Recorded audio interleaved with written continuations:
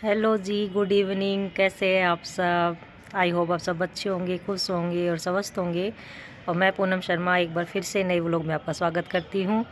और अभी शाम के बजने वाले हैं 5। आज अभी 4:30 ही हुए हैं वैसे तो।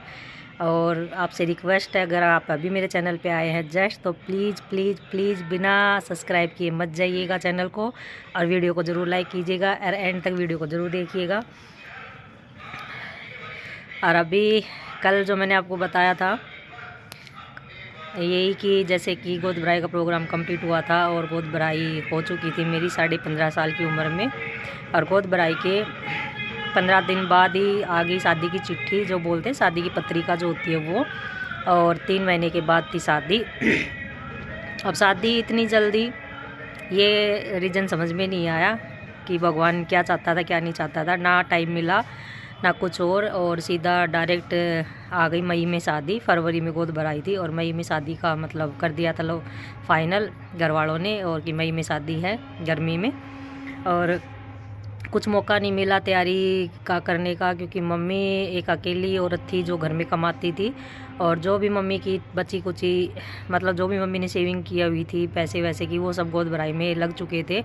अब मेन प्रॉब्लम ये थी कि शादी कैसे करनी है। घर की पहली शादी है और सब बहुत ज़्यादा चाव में थे कि इधर नाना नानी, इधर मामा मामी, इधर मौसा मौसी, मम्मी, मतलब सब मेरे ताऊ की फैमिली सब मतलब बहुत एक्साइटेड थे कि शादी, घर में पहली शादी हो रही है बच्ची की।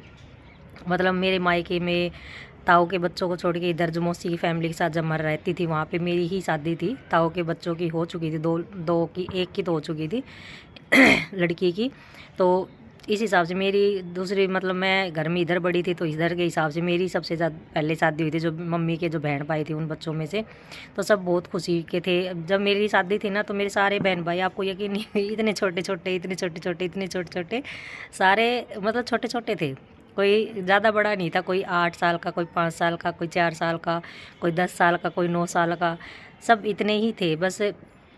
मैं बड़ी थी तो मेरे से सारे छोटे छोटे ही थे। तो आज काफ़ी बड़े हो गए, उनकी शादियाँ भी हो गई, सारे मतलब फैमिली वाले हो गए।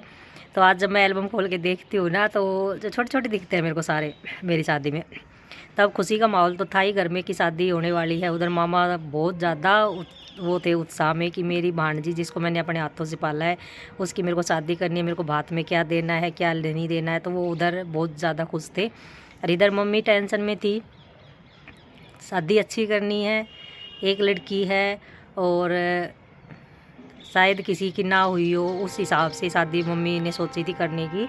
और मेरे पापा ने, मतलब मेरे पापा वैसे तो नहीं मानते थे, लेकिन जब शादी का टाइम आया ना तो उनके ख्वाब कुछ अलग ही थे। बहुत है कि मैं ये करूँगा, मैं वो करूँगा, बस तू मेरे को पैसे दे दे। अब पैसे, मेन प्रॉब्लम मुद्दा था पैसों का।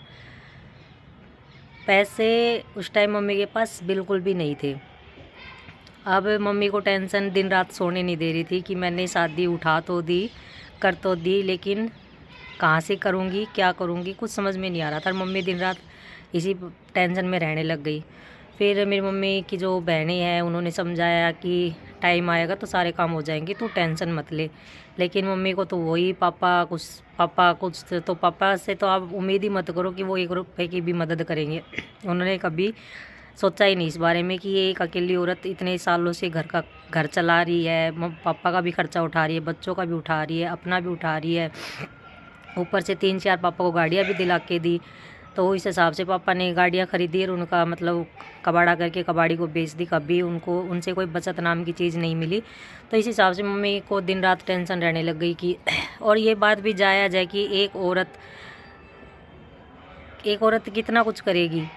आप यकीन मानिए, जब अगर एक गाड़ी के 2 पहिए हैं, अगर वो दोनों पहिए खींचेंगे तो ही गृहस्थी चलेगी। अगर एक ही पहिया गाड़ी खींचे जाएगा और एक पहिए का सहारा ही नहीं रहेगा तो वो मतलब आप समझ सकते हो कि कैसे करेगी।